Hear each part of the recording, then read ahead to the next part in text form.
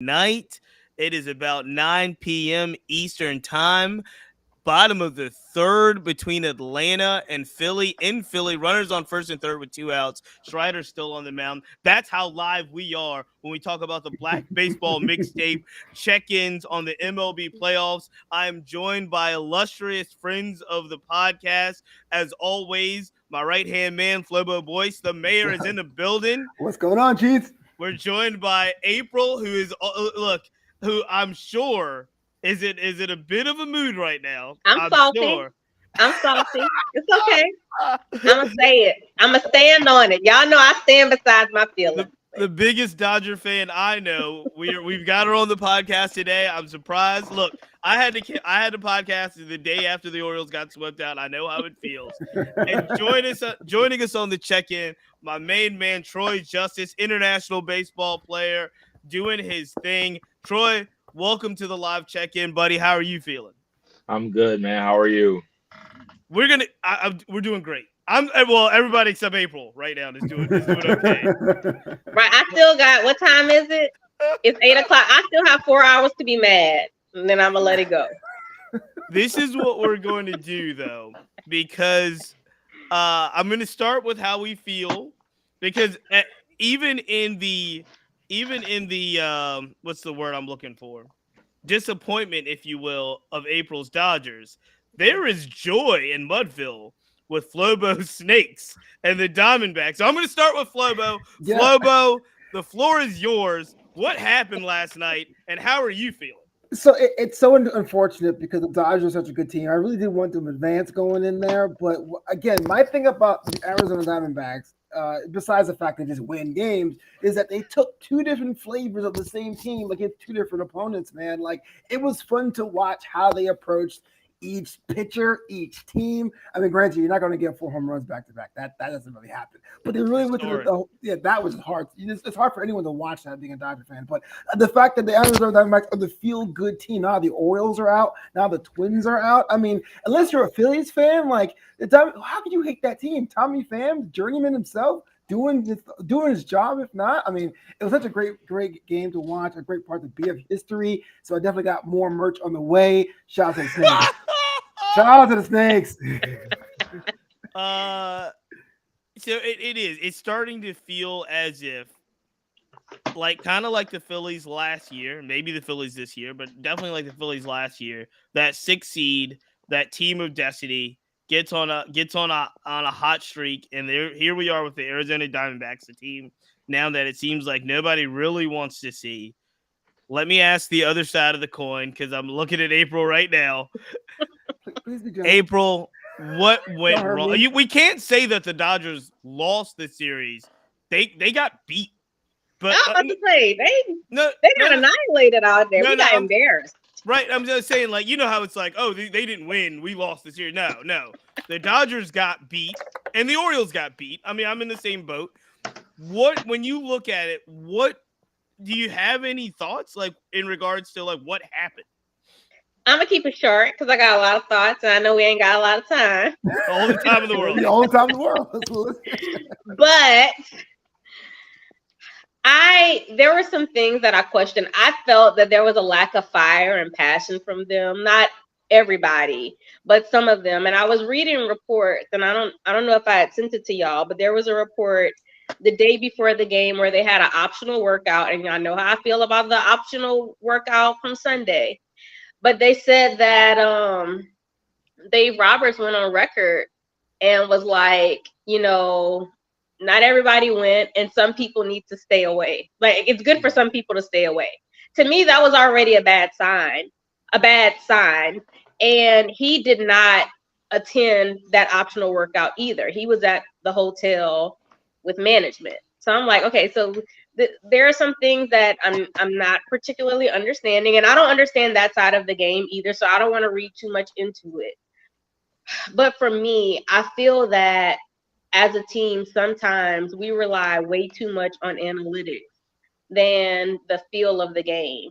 There are times when, like last night, you take out one player and then you put in Austin Barnes to go, the whole lefty righty thing. But your players who have been playing well, like Will Smith, he's the one who's getting you hits. You take him out, like it just doesn't make sense to me. And I need, as a fan, I would like an understanding why you're making these calls, in the game. But as far as the players, I will say Dave is not going out there, with the bat. Our two best players went essentially what 0 for 15. I don't count that little infield thing that happened with Freddie. So they didn't do much either. It's gonna take more than that. And I went back to what you said on Sunday when we were talking about what do you want more? Do you want pitching or do you want hitting? We ain't had either one of them. We got beat on all sides of the game. So, for me, I have never seen. We scored what we had records in all the wrong areas. 4 home runs back to back to back to back. I cut the TV off after that. I was like, I just can't take anymore. Like I'm gonna be in the hospital if I watch anything else. So, oh damn, yes, it was enough. No, it's a good point, and I want to bring it in. I want to bring Troy in because Troy obviously not in MLB playoff level kind of intensity, but you played a lot of baseball. You played a lot of professional baseball. What do you make of exactly what April said? The optional workout on the rest day, the optional workout, and on top of that, because that did jar me, April, that Dave Roberts is calling an optional workout or whoever, and he's not even there. Now, maybe he doesn't have to be there if, say, the hitting coach is there or, you know what I mean, some specialists are there. But it did feel to me like the tone of the situation that they're in. You're down 0-2 already. And it felt like the tone was just a little bit maybe you're trying not to panic, but it just wasn't intense enough, I think, for a team that was on the brink of elimination. Troy, you played a lot of professional baseball. What do you make of just every team is different, but what do you make of this kind of, all right, we're down 0-2, but let's see how we can optionally put it back together? I don't know what they were looking for there. Yeah, like if I'm down 0-2, I'm taking my behind practice. Especially the way the first 2 games went and with the intensity being low. Like I would hate myself if I didn't go and then played in game 3 and didn't do as well as I knew I could. And I'm surprised that they had that optional workout instead of making it a mandatory thing. But I know they play a lot of games. People got to rest. People gotta they're adult Major League Baseball players. Like they know if I need to take a day off to make sure I'm prepared or I need to rest or whatever, that's kind of on them. But at the same time, from like a leadership, like a morale standpoint, I would make sure everybody that can walk is at least in the building for that workout just to try to make a push to get a win in that series. Yeah, I think the question too is about, I just feel like it's like a team chemistry thing, right? So even if you couldn't quote unquote practice, or maybe you needed to get your head straight, and the Braves have just gone up 1-0, by the way, Austin Riley, dong. But it's like, my thought is this. If you can, get some swings in, work out, get to the stadium, do so. If you need treatment, go to the stadium and get treatment. But let's give the perception that we're all in this together. And I feel like the challenge with the Dodgers, and it's interesting because the personalities of some of these teams, I really feel are starting to show. Flobo, I really do believe the personality of the Diamondbacks are showing throughout this entire playoffs. I actually feel the personality of the Astros, which I think has got probably the absolute perfect temperament through this entire playoff so far, is really showing. You're really starting to see the personalities of these teams show out. And now the question is, Flobo, what do you think the personality of the second best team in the National League, the Dodgers, are? Because it doesn't seem as this, to me, feels more catastrophic getting swept out of the playoffs by the Diamondbacks than I can remember even last year getting swept out of the playoffs. This one feels worse. Yeah, I mean the NL West for a long time was pretty top heavy.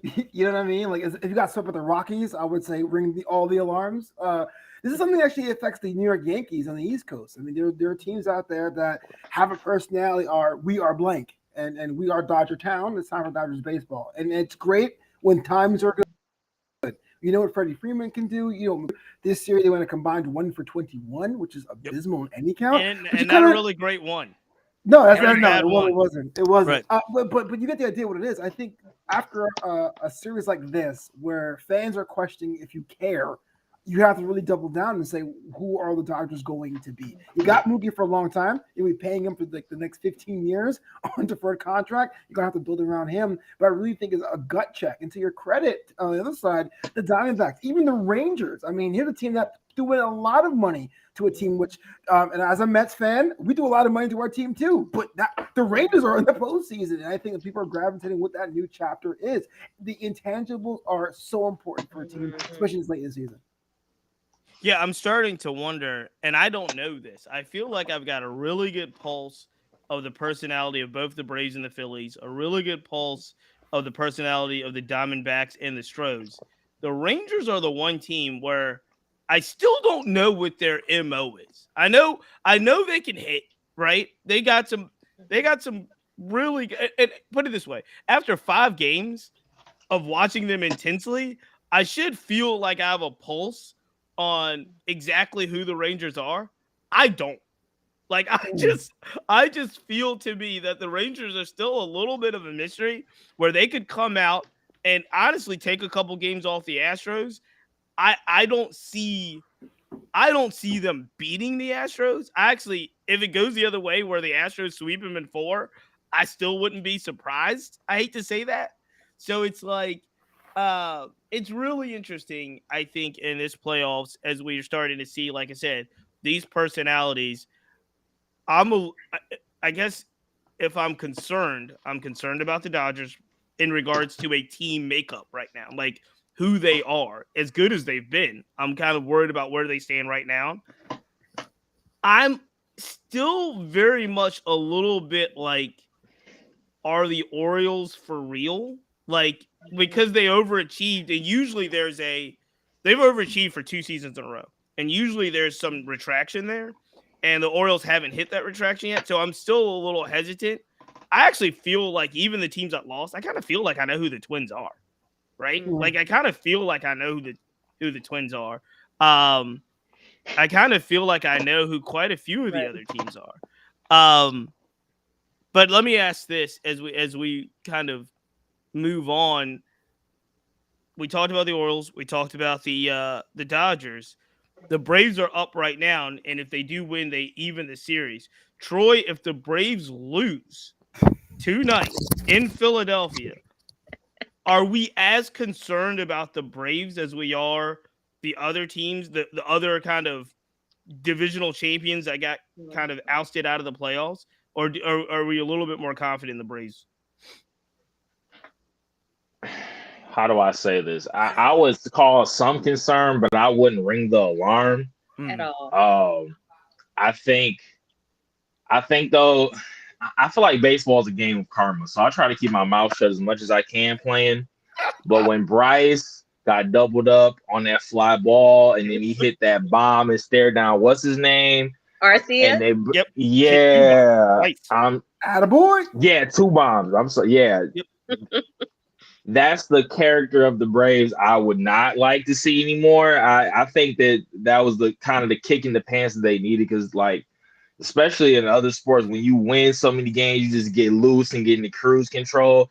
And the Phillies aren't an easy team to walk over. And then you fire up Trout like that, it's not helping the cause. So hopefully they get it together and don't lose that game. But if they do, I would be a little concerned.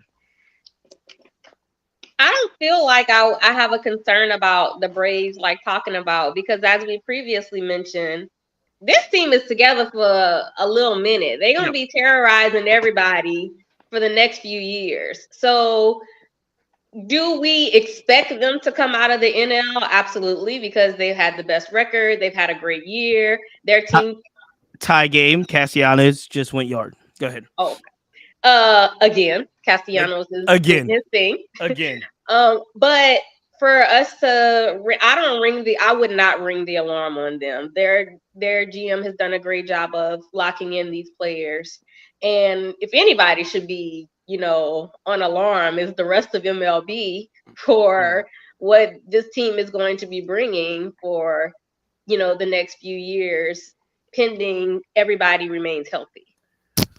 See, I would be concerned, just slightly, and the reason I'm trying to be as unbiased as I can. I know I get dragged about this in the Discord chat, but let's say in the NL East the Mets don't exist. Let's say they don't even exist at all.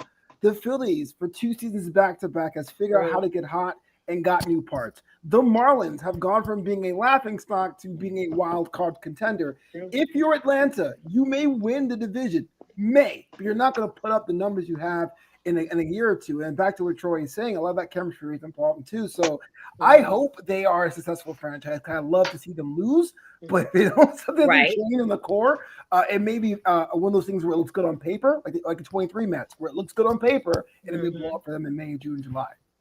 Yeah, I'm not as concerned with the Braves. I don't think they're going to win this series. I don't. I mean, they're down 2-1 right now, and then, like I said, they're in Philly. The crowd is insane, and kind of like what Troy said, not only are they playing in Philly with a crowd that's already, one of the best in baseball, they wind up trying to poke the bear, if you will. And they ain't tried, they did it. Yeah, they so now these guys like Castellanos and Bryce Harper and Trey Turner, and these guys are, I think they're just I don't think they care about anything else but beating the Braves. Period. Yeah.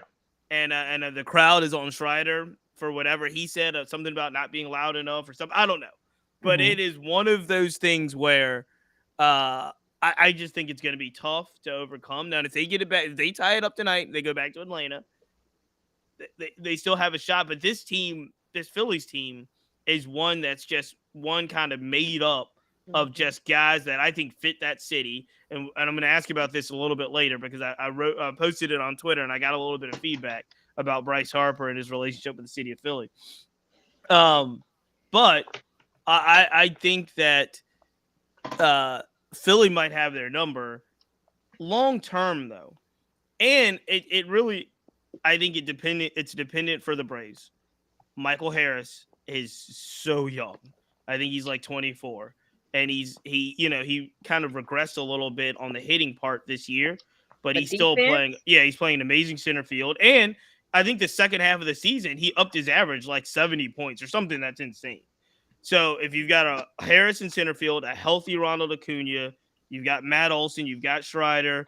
Let's see what Vaughn Grisham does if he ever gets a chance to play every day up in a very crowded Atlanta Braves like system, right? But they've got some guys that it's hard to say, Flo, because I think I'm leaning to where Flobo says about like it's hard to say that these guys are going to be as good in future years as they are in this year. Not because they're not as talented, but because everybody's so young and so good now. So you've got all of these guys coming up, whether it's international players or foreign players that are almost equally as electric. They're not Ronald Acuna good, but they're good. And so it is going to be tough. But I do think you have an idea of who the Braves are. And I think the Braves are if they're not there already, it's very similar to the situation in LA. It does not matter if you win over 100 games and dominate the regular season. If you lose in the postseason, the whole season's down. The Dodgers' whole season is down the drain right now. The whole season for the Dodgers is down the drain. And it's been that way outside of the, I guess the short and strike year when, when they won the World Series. Like, it is World Series or bust. And so that's an interesting question. Flobo, would you rather be a team like the Dodgers, right, that dominates the regular season in many ways, gets to the playoffs, and loses out? Or would you rather be the 2023 Yankees or Mets, where you don't even have, like, you just flush the – no, I mean, I hate to say it that way. But these are teams, especially in the Yankees situation. Right. It's World Series or bust. Right. They busted, but we knew they busted, like, before the All-Star break, right? I don't care if you got the early curfew. If you get tickets to the dance, you go. You know what I mean? Like you got to go to the Yeah, postseason. You got to show out. If you get overwhelmed, then dang, maybe I retinker. But if you're not even in the equation, that's just a bad yeah. If you idea. don't even So have a shot, yeah, I'm going with Dodgers today. Mhm. It's a good point. I mean, it's interesting because I do feel like making these runs to the postseason has management and organizations hold on longer to something that may be an inevitable. Like we got to make some changes. Go One ahead, thing I Adrian. one thing I want to mention is that this year for us, despite us having a very successful season, we really outperformed what a lot of people believe that we would.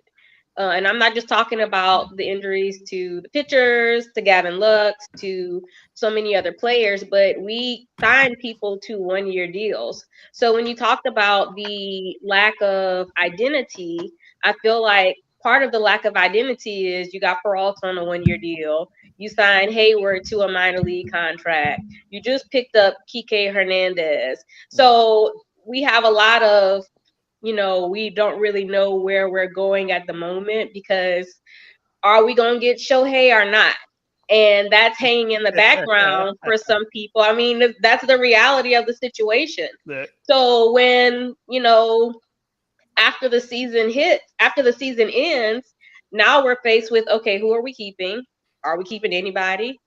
Are we really going after Shohei, or are we going to re-sign JD? Are we keeping players? So our identity is up in the air from me as a fan because we don't even know, who's left on our team. And I we were riding a lot with many of the younger guys, or as they call them, the kids.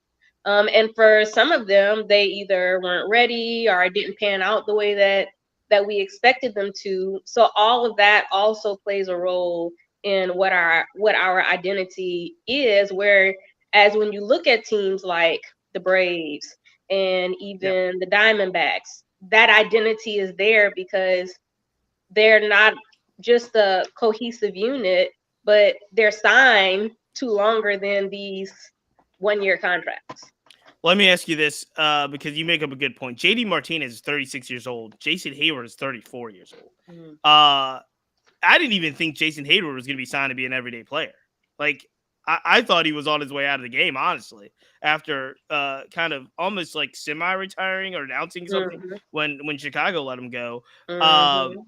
guys like that at that age bracket, when you do have kids coming up in the system, obviously, I want to see these guys hold on as long as possible. But are those guys pretty much expendable at this point? We think. For a couple of them, I do think they're gonna be out the door to someone else. Hmm. Now who?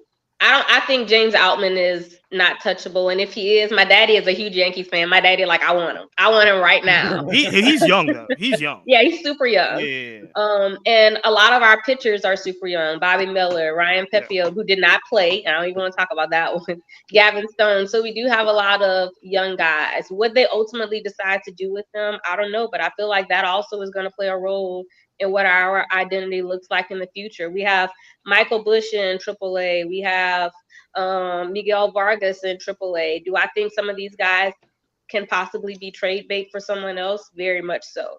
But we won't know until we know. We don't know until we know. Troy, I want to ask you a couple things about we've been talking throughout this whole playoffs and kind of what's been happening. We've been debating the age old argument about is rest good in a Yes, baseball season. yes. So I'm trying to figure out what's your take on all the hoopla made about like the division champions, like the Orioles and the Braves having to rest out that first series and then have to pick it up and usually play teams that have in this case all the wild card series were 2-0 sweeps, so you're playing teams that are hot, that are hitting, and that are kind of in rhythm. Do you make anything of the rest? Would you rather be a rested team or a team that played in the wild card series? that's tough. We we play a lot of games. We play a whole lot of games, and some Mhm. people are like, if I don't stay in the rhythm, then I don't feel good. Other people, like those older guys you're talking about, they're enjoying that time off. So it's really like a preference thing. it's usually looked at like you get the bye, you get the time to rest, you get to save pitchers and things of that nature. So I think that's definitely an advantage because it's like if you don't get the option to rest, like what's the point of busting your butt trying to win the division when you could save energy and resources and just pick up enough wins to just get a wild card spot if you're going to play the same amount of games anyway? It will kind of like defeat the purpose of the pennant race in a sense. Like I was explaining to my friend, they're kind of into baseball because of me, but they were like, the Tigers are in second place. This is like the beginning of like August. Like, think if they went out, they could get a wild card spot. I'm just like, no. Even if they did win out, they still because of the record in the American League Central was like the lowest winning percentage out of like all of Major League Baseball. But Minnesota made it to the top of the pile, so they got to go. But they didn't get that bye. And then getting who they got off of that draw was no easy task either. And, now they're back home.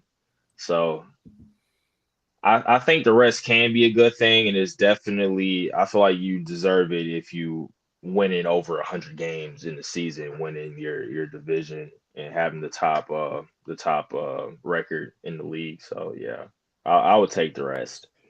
It's interesting. I think the other day we were talking on the previous podcast, and they were saying, I think Clinton Yates came up with the idea of if you win the division and you're the best team, you get to choose. You get to choose if you want to keep playing in the wild card division or do you want to take the rest. Now, here's the family feud is that here's the thing. I don't think any manager would choose to play. That's what I was about to say. Who's choosing that? Everybody would choose to rest, right? Everybody would choose to go right on. But it's an interesting because you hear the argument so much now. Not just, and I think we do have to put this in perspective because this is now a 2-year phenomenon. It's not just this season where these teams are losing out. No, it was last year as well. If you look at who made who kind of tore through the playoffs, it was the 6 seed and the 5 seed last year. So it's an interesting argument. And again, also bigger markets matter. And what I mean by that is Orioles get swept out of the playoffs. I don't think you have as much debate as you will if the Braves lose and the Dodgers have now lost. Because those are the big market teams that everybody plays. Now everybody's going to be like, how do we fix the playoff? No one would have cared about it if the O's, it was just the O's that got swept out. But let me also say, and because y'all know, I've been talking about the Rangers since before this season started. Yep. And I also think that the way the whole Rangers, Astros, Mariners, the way that division ended, I don't think it's as much of a surprise, well, at least for me, because I'm looking at the O's. They're a very young team. Yep. The Rangers, they've built up really, really nicely, even though y'all know I have them coming out of the AL. But I feel like the Diamondbacks are more of a shock in some ways because of how far behind the Dodgers they were in the NL West. But I also have to go back. There was a time when the Diamondbacks were winning the NL West. They had a nice little comfortable lead that, ultimately they lost, and they seemed to sink at the right time because baseball is a lot about streaks. When you get hot, you get hot at the right time. Flobo bought up the old clip. He reposted it, and I had to repost it as well. This was early on. On in the season where he was taking stock in the Diamondbacks. Now, I was also taking some stock in the Diamondbacks. Mine was all wrong. If you notice, when Flobo was predicting to watch out for buying stock in the Diamondbacks, I was touting the name Cal Lewis. Oh, yeah. Oh, wow. Earlier in the season, I was like, Cal Lewis could be my comeback player of the year. Did not work out that way. Shout out to Cal Lewis. But no, everybody kind of early on, I think they had an early series with the Dodgers where they looked really good. And we were like, man, yeah, the Diamondbacks might be something special. Let me ask as we kind of go through the future here and almost get the crystal ball out. let's just look at the matchup really quickly.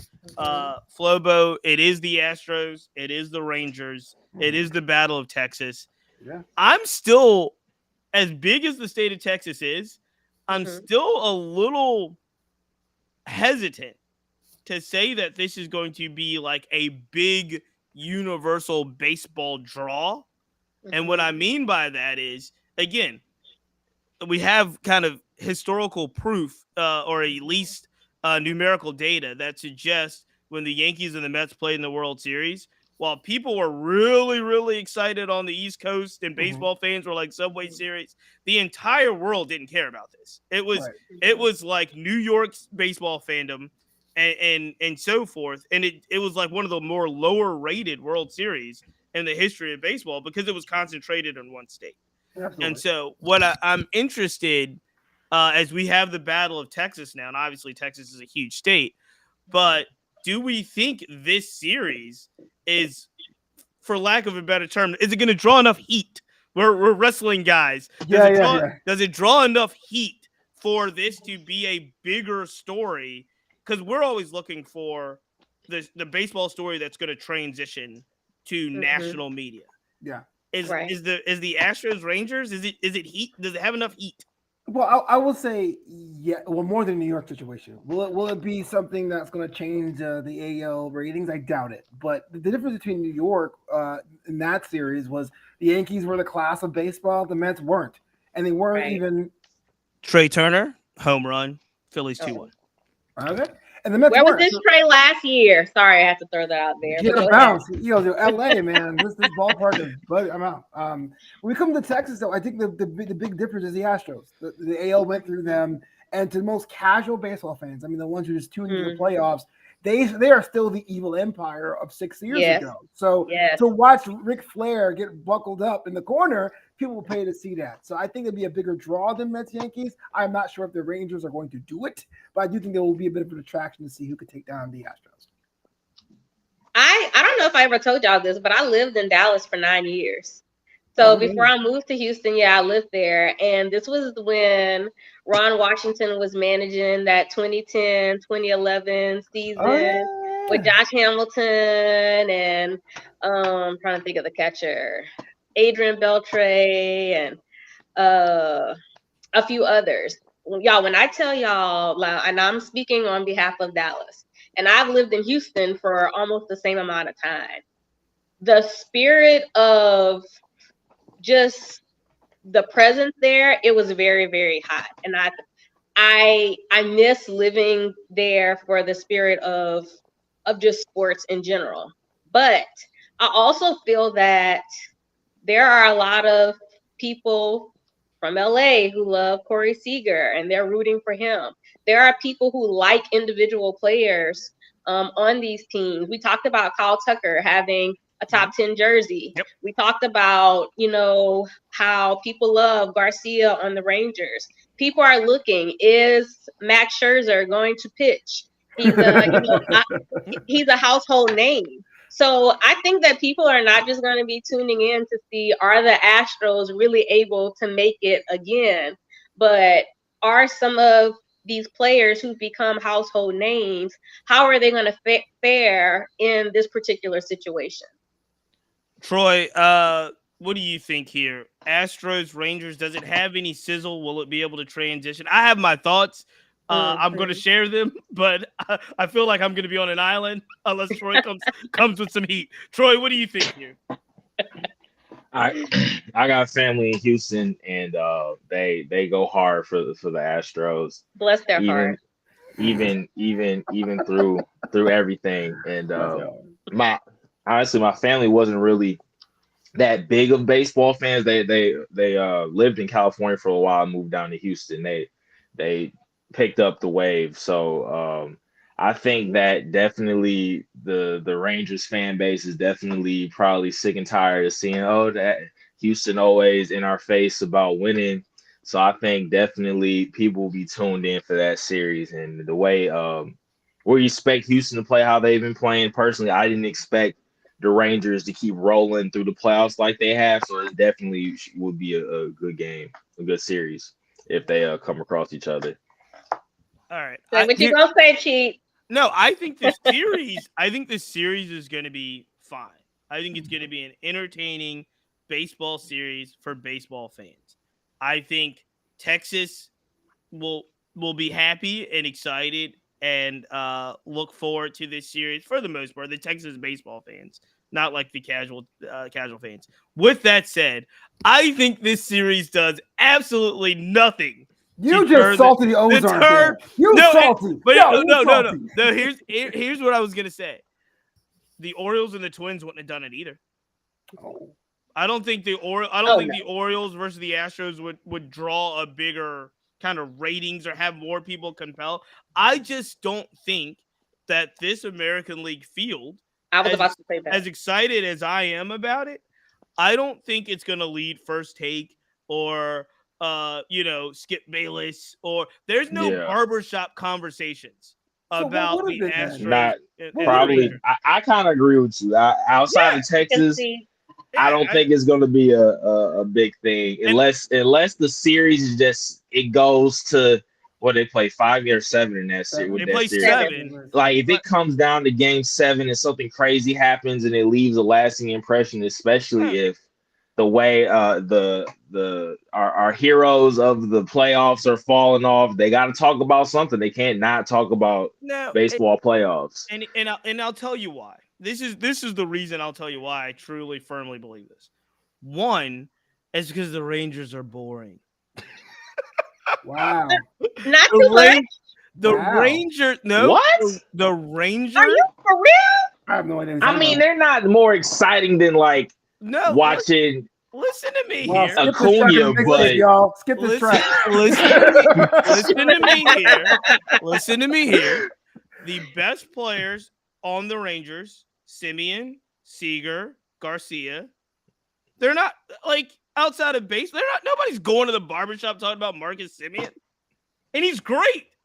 Wow. Seager has now and again on the at least on the Astros side, I think you do have Altuve, right? You have Tucker, Verlander if he counts. I don't know if he counts anymore. Yes, but those are names, right? In which people outside of the baseball realm, like the fan will know. As good as Marcus Simeon is, he's a great example. As good as he is, Marcus Simeon could walk through Target in Richmond, Virginia, right now. Don't do him. No, he's a great player. No one's gonna be calling my phone and being like, Marcus Simeon's at Target down the street. You got to go meet. No, he's just not exciting enough. So let me ask you this. Let me ask this because my thing was whoever beats the Astros or gets in a fight with the Astros would be the story. If you're saying the Rangers are super boring, who would have been that in the AL? The Mariners? Like who would have put? That's what I was about to say. The Mariners have. I will tell you this. Julio Rodriguez is a bigger star than anybody on the Rangers. I think we all can agree with. But who else on the Mariners besides Julio can we be like, oh my gosh? Yeah, unless Shirley comes back. I think there's a universal question about that, right? But I think, again, correct me if I'm wrong, and I'm a baseball fan. I'm going to enjoy this series. We're going to come podcast and talk about it and so forth. But able to transition, right? What I mean by transition, able to get everybody talking about the world of baseball, we need our stars to act like stars. We need them in the postseason. We need them to play like stars in the postseason. And I think the challenge with the Rangers in general is that they are a workman hey, let's just show up to the ballpark. We're not going to give you any sound bites. We're not going to give you any of that. So outside of Scherzer, and Scherzer's been hurt.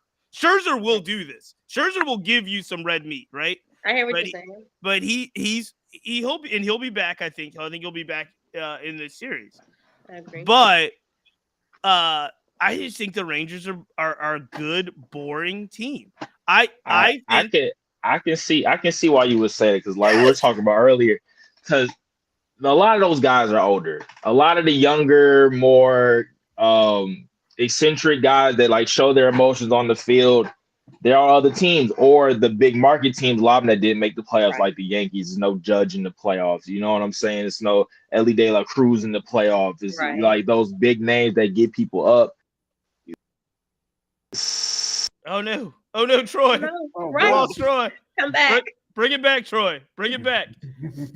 All right, we'll Oh, bring man. as soon as he comes back, we'll bring it back. But that's my point. Because this is the other thing, and I think that as we're watching a star-studded game right now between the Phillies and the Braves, I think that the Phillies, Bryce Harper, Trey Turner, they've got that attitude and those big time names. But guess what? I will say all of that to say this. The Astros Phillies last year was the second least watched World Series in the history of baseball. Interesting. Yep. Ratings wise, it was the one of the lowest rated World Series in baseball. Go ahead, Troy. We want to. Yeah, we lost you, Troy. Now you're back. Yeah, somebody called me, man. They're probably watching you. They're probably watching you on the Black Baseball Mixtape YouTube and wanted to comment on your takes. Yeah,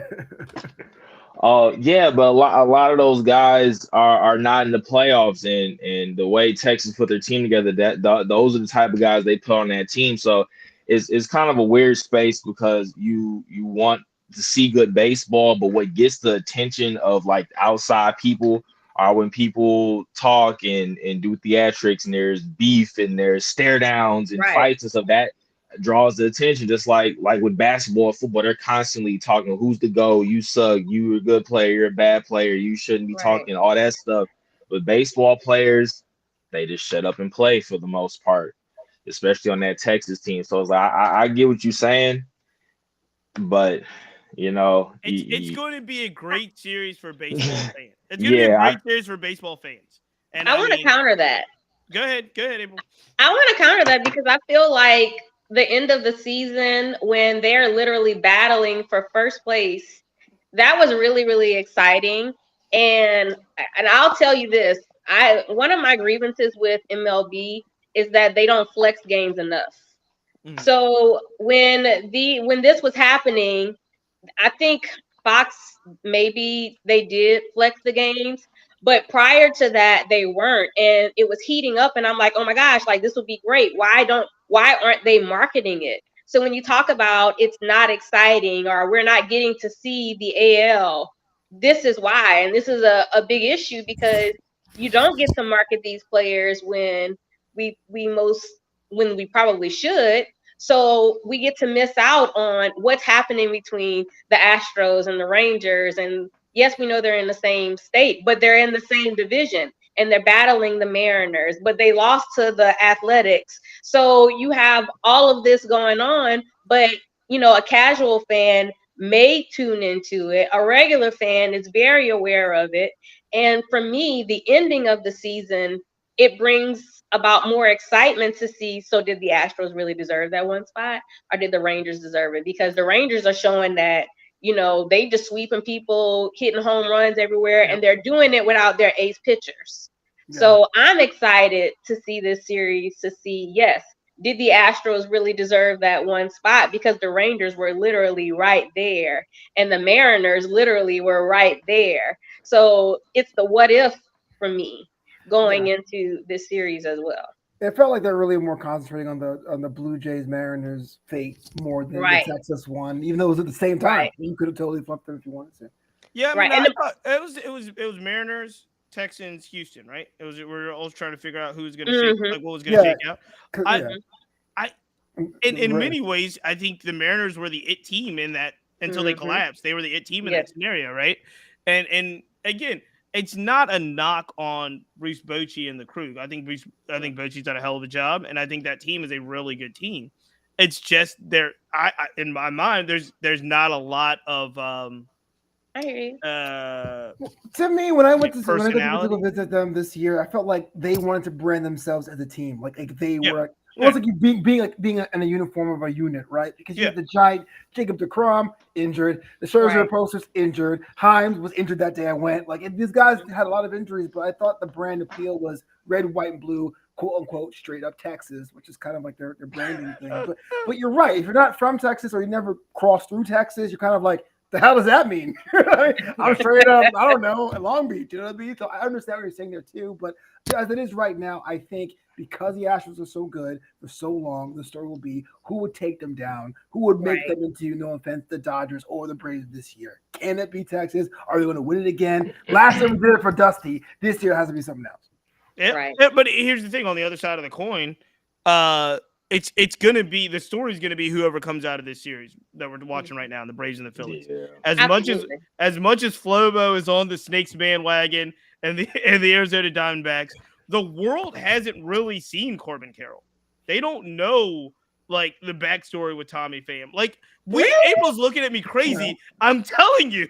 Corbin Carroll is like rookie of the year. But he no one knows this. Bless his heart. Bless his heart.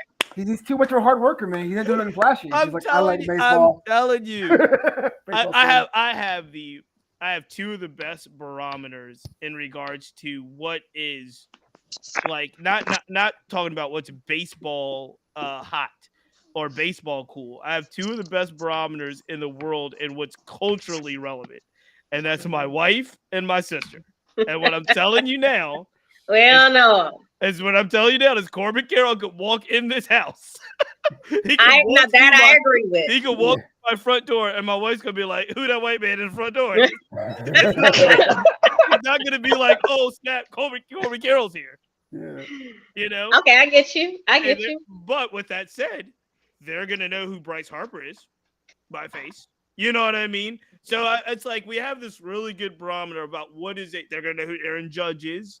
They're going to know who Mookie Betts is. So they're going to know, like... Those are all people not in the playoffs right now. Not too much. Not too much. Not too much. Williams, I say this because I know, and again, Flobo's gonna give me a hard time. I just had like a movie night at my son's elementary school, and it was about 30, 35, 50, parents and families there watching Minions and doing all the things that elementary school people do. Marcus Semien could have walked into that room, and he would have been just somebody's dad. Semien the Mini. He would have just been somebody's dad. He wouldn't have been star second baseman for the Texas Rangers. Oh my God! Now let me tell you something though. When the Phillies win, I'm not gonna say if. I'm gonna say when. When the Phillies win, because they winning. Low winning. And you know what? Let me not say that because I didn't curse my team probably. Right. But when they move on, I think one of the biggest stories is Bryce finally going to get his ring? Yeah. That is going to be a huge story for MLB. Two-time MVP. He's on fire. I think I saw his OPS was like 1.0. I'm like, what? This is crazy. Like, oh boy, is really doing this thing. That is going to be one of the biggest stories coming out of. I think it's going to be the biggest story, right? So here's the thing. If indeed the Phillies come out of this, so then you're looking at the Phillies, Diamondbacks, Rangers, Astros. Mm-hmm. Bryce Harper will be the biggest star that's left. Yep. This brings me to another question before we get out of here tonight, excuse me. So I posted on Twitter that to me, especially after last night, Bryce Harper in the city of Philadelphia is like a perfect player-city match. And I think the tweet was something like Bryce Harper is to Philadelphia what Jeter was to New York. I'm just thinking of long time. Gwen to San Diego. Yeah, Gwen to San Diego. Like I'm thinking of like a perfect city player combination. So it's a two-part question. Flobo, I'll let you start since you're good at these types of things. What do you think in baseball? Let's keep it to baseball. What do you think is like a perfect marriage when it came to city and player? And do you think Bryce Harper's up there? You mean like all time or recently? anything you go Because with. recently I felt the best hand to glove was Jazz, but he got so injured and so many times you kind of forget about that connection. But that lively thing. But historically, yeah, I mean, as a New York person, as someone who doesn't really count the Yankees, John Franco was a guy that was Joe Namath when he was a Jet. You know what I mean? Like being tied to It's a town. gotta be Jeter, right? Jeter, you can't think of Jeter without thinking of New York. Like I mean, yeah, I'll give you that, the captain for sure. Yeah, I mean, again, the Yankees aren't really my thing, but yes, you got to compare those two. But we talk about Bryce Harper though. When he got traded over from Washington, I was like, I don't know, because he was a different person, way different person. We got a little scruffier, got a little bit more patient, came back like an Iron Man. Yeah, I don't even think of them. I don't even think of the Washington days, and I remember them fondly. I don't think of the Harper Washington days at all. I think Bryce Harper, Philadelphia Philly. When he goes in the Hall of Fame, it's going to be Philadelphia Philly. Remember Fernando Mania? I'm like, I'm too old for that times. You know what I'm saying? But I have not seen anyone take to a city quite like Bryce Harper did. In all seriousness, I know a lot of teams race to be gritty, race to be authentic, but I do think Bryce Harper looks like Philadelphia. April, who do you got? Obviously, Griffey. Jeter. Oh, Griffey's a good one. I don't think of the Griffey Red Days at all. I think of Griffey Seattle. Yeah, Griffey's always Seattle. Yeah. Yeah, I think Bonds. In San Francisco? Well, so my brother is a Pirates and my brother is a Pirates and a Mariners fan. So the whole Griffey Bonds thing, like I'm close to that. My guy Frank Thomas. Sorry about that. Huh? my guy Frank Thomas. All the Frank Thomas could grow. And yes, him too.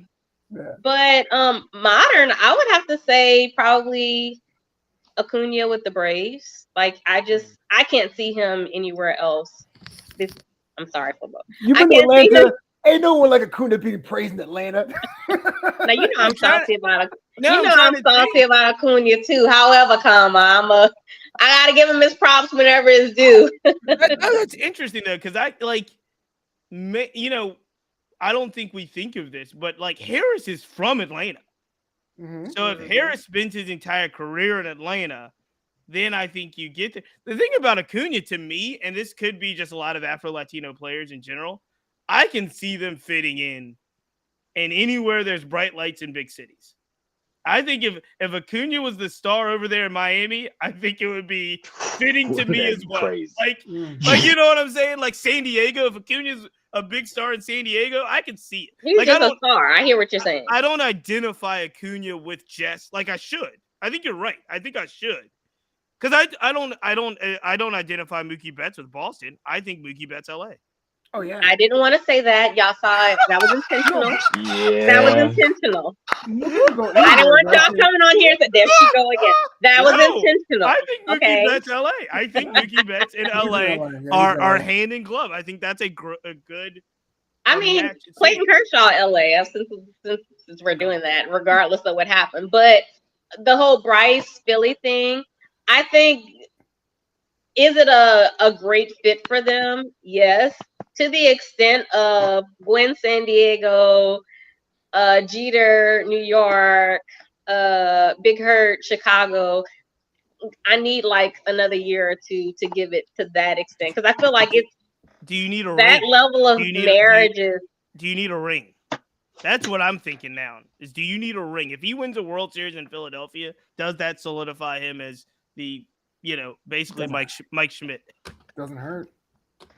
Ask me after he get the ring. We gonna come back to this. Because like, Troy, who do you got? The senior count? Because Chris Bryant's been in Colorado forever.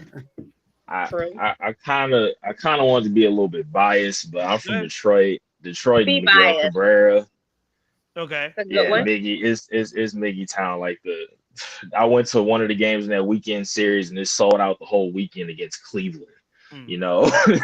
So just the connection he had with the city and his personality. But one person I'm surprised y'all didn't say, I was gonna say David Ortiz in Boston. Bobby. Yeah, the way I struggle with all things Boston, so this can be my that's probably why. I struggle with all Boston marathon thing. He gave that big speech after. And then when he got shot, he went to Boston and got treatment. And he was there through the rings and all of that. So yeah, I think I would put Big Papi and Boston, their relationship up there too.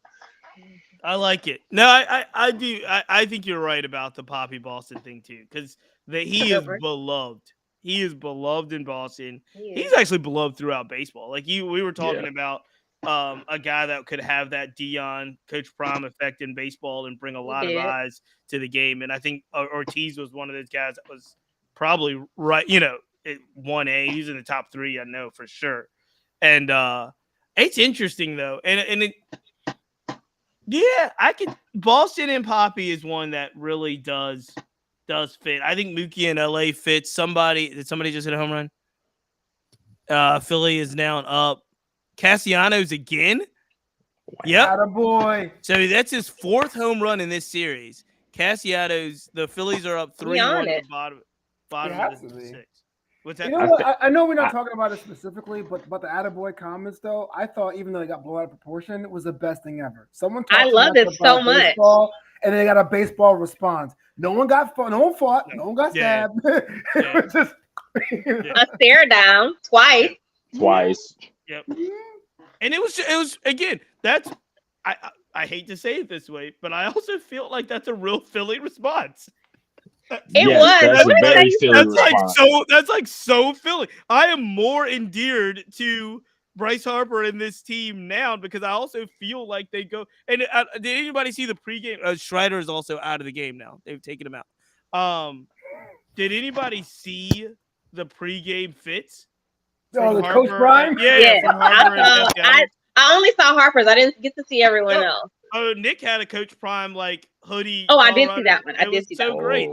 And to me, it's just so 2023 Philadelphia. It was just a perfect. It was a perfect on-field response. It's a perfect response from the crowd in the city. It's just I think it fits. Now, what do y'all feel about Arcia's response to this whole thing? Because I feel like, I said it. Yeah, I said it. But I'm coming back behind it. Y'all know I stand beside what you said. You said it, stand beside it. Stare them back down. Let them know you're not backing down to what you said. But, that's me. I never got the copium of we said things in the clubhouse and someone heard it as messed up. I mean, you lucky it was something as harmless as attaboy. Right. If you said something really slick or discriminatory, you can't say that. You can't I didn't know anyone was listening. I'm sorry. You said the words. You guys pay the consequences. Attaboy is so minute. That's something you definitely stand beside. Yeah, I said it. I'm happy to say that and get caught up for it. Right. No, I get it on his side of it because he's gonna look crazy, especially if this keeps going the way that it goes. He's gonna look like he's gonna get, I think, undue amounts of criticism. Mm-hmm. So I do kind of understand him trying to walk it back, but also you also got to think, and I do say this, and I hate to make it almost like a cultural thing, but as April has always said, I'm gonna stand on it. I said it. I think there's a lot. I think there's a level of what's the word I'm looking for? You gotta have a level of self-assuredness, confidence that dude, and I'm sure Arcia. I think a lot of the Braves have it. I think it's different if Acuna says it, right? And or somebody. But I do also think there's a little bit of like Harper and those guys, they're arrogant. Confident. I don't even want to call it. Their swagger meter, their confidence meter, their swag. Yeah, it's always been through the roof. There's gonna be. So of course I say that to say, of course, after the game, you know what Harper said? Yeah, I stared him down twice. That's what he said. He's like, yes, I did it. I did it twice. but I do think Attaboy. right. And so I do think I think there's some differences there personality wise. There might be some cultural and then just like fan appreciation. Like they ain't go like if the shoe was on the other foot, Philly's gonna stand behind Harper. Period. Right. If you're not walking that back, you're not walking that back. The Atlanta might turn on that shortstop, bro. Right. Yeah. So I think but I will say this. I loved it. I So much. loved the fact that they had such a level of excitement and added emphasis to the game. Something that you're talking about we're talking about it right now. You're talking about it after the game. You know what I mean? Like I just love that. And I feel like baseball needs more of that. And it was healthy. No one got plunked. No one rushed the field. No, it didn't turn nasty. It was on the field actions, like I just loved it. It was as the rap as we would say in the hip hop community, they kept it on wax. They kept it on wax. Exactly. I'm cool with them It's running the on the playoffs field, too. It's the during the playoffs. It's the playoffs. You plunk somebody and give up a home run in the regular season game. Who cares? But like in the playoffs, don't do that in the playoffs. Don't do that in the playoffs. Do that because I'm literally watching the Astros and Rangers series. I'm like, is Framber Valdez gonna hit somebody? Because he likes to throw at people. Like, is he gonna get mad at Seager and rather than walk them, just throw a pitch at him? But hey, when we get angry, just throw it at him. Before we get out of here, what do we make of these two old men? And when I say old men, I mean elderly gentlemen, Dusty Baker and Bruce Bochy, squaring off in the American League Championship Series. I love them. It's gonna be a great game of chess. I love it. And they're old school. They're not sitting down here relying just on analytics either. And just like we love them, I will say this. America loves them too. They are both household names. So I'm excited to watch this. 68 Bochy's 68 years old, Dusty Baker's 74 years old. And it's great to see that they have a place in the game. Both of them, their places in the game are almost like reclamation projects, right? Like Dusty was the right guy for the job following one of the worst scandals in baseball, right? That's the only reason he got that call to take over that team, because they needed Dusty Baker or a person of Dusty Baker's help. Bruce Bochy was very similar in the same way. The Rangers front office was investing a lot of money into this Rangers team, and they needed a North Star, if you will, to guide this team. And they're both going to fight it out in the American League Championship Series. I think that part of it is very cool. Flobo, I think you're right as well. If last year was win it for Dusty, I think they got to figure out what they're going to win it for this year. Right. If anybody can figure it out, it's the Astros, because they're just good. They're just a good team, and they've had a season where like Jeremy Pena didn't play that great, right? Like did not. There's some things there that could still turn. Like Alvarez is a hitting machine, Altuve's a hitting machine, Tucker's a hitting machine. I think they got Brantley. Brantley took some at bats in this last series. Yeah. So, so we will see. This will be. So Alvarez too. So, but guess what this guarantees? This guarantees, because last year was the first year in 60 years that they did not have an African American player in the World Series. Both the Rangers and the Astros have African American players that will be able to play in the World Series. So at least that streak doesn't last more than one season.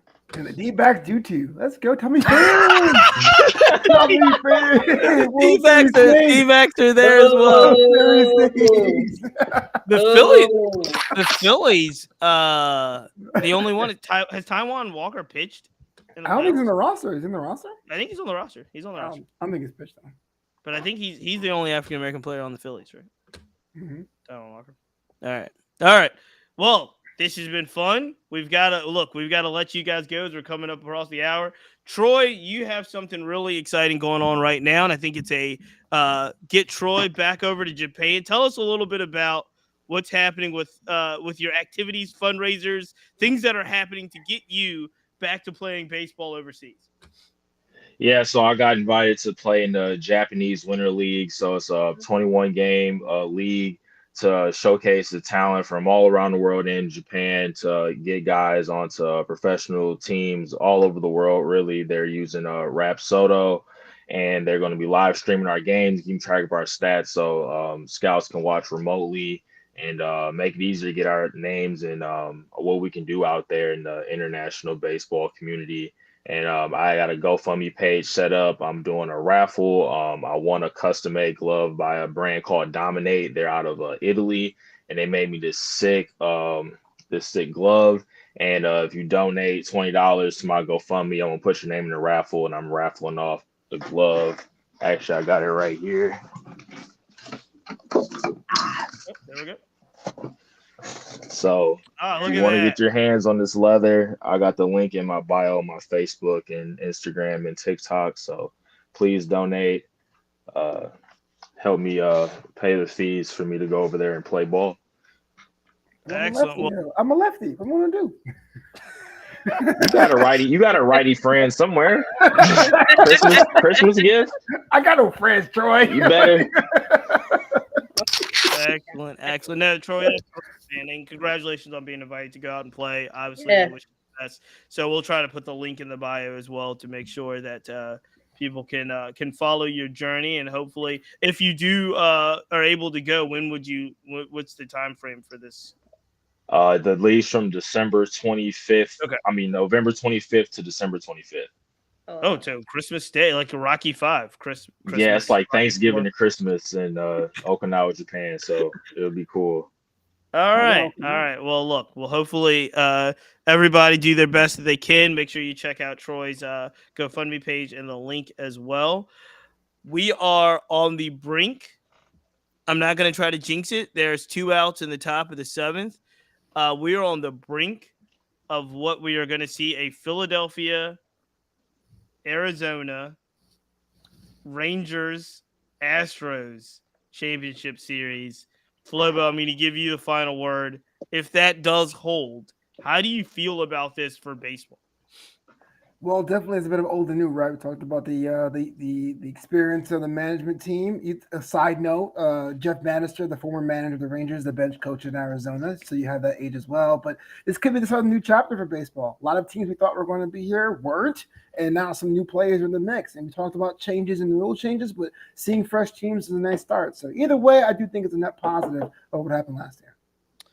All right. Well, we're going to have to leave it there. I want to take a special moment. We've done a lot of podcasts since the playoffs have started. A ton. I think we're at a clip of going like every other day. And in the support, I will tell you this, the support has been tremendous.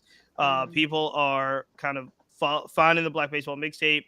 They're following, they're subscribing, they're listening to the podcast, they're catching the clips on Instagram. If you get a chance, please, I implore you to continue to share it with a friend. Join our group chat if you want to get daily comments, daily interaction about baseball. I really, we really appreciate it, and it's really just an amazing experience. If you're locked into baseball, this is the place to be. So I definitely appreciate everyone that has subscribed, has shared a message, shared a note, sent a word of encouragement, because we really do. I really appreciate those as well. I get quite a few of those every week. So thank you. We will be back. I'm pretty sure we will be. If this holds, we will be back as we kick off, which will be the championship series in both the AL and the NL, because it looks like playoff baseball still has a little ways to go. So, ladies and gentlemen, until next time, we are out of here. Bye, y'all.